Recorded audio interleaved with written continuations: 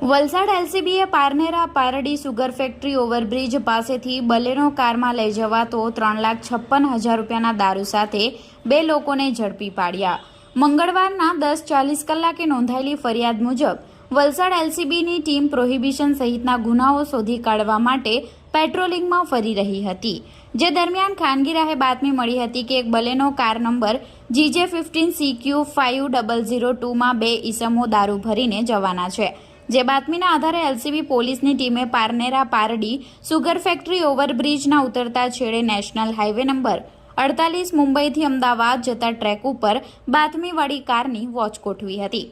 દરમિયાન બાતમીવાળી કાર આવતા પોલીસની ટીમે તેને ઊભી રાખવા માટે ઇશારો કર્યો। કાર ચાલકે કાર ઊભી રાખતા પોલીસે બંને ઇસમોને નીચે ઉતારી કારમાં તપાસ કરતા વિદેશી દારૂ મળી આવ્યો હતો।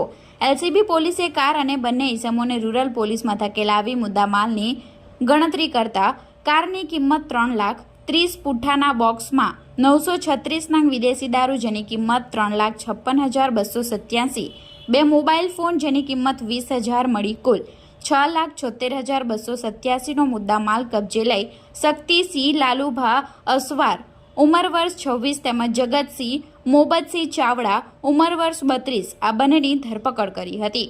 પ્રોહિબિશનનો જથ્થો ભરાવનાર અભિષેક અને મંગાવનાર પ્રદીપસિંહ બાપુ આ બંનેને વોન્ટેડ જાહેર કરી આગળની વધુ તપાસ એલસીબીએ રૂરલ પોલીસને સોંપી છે।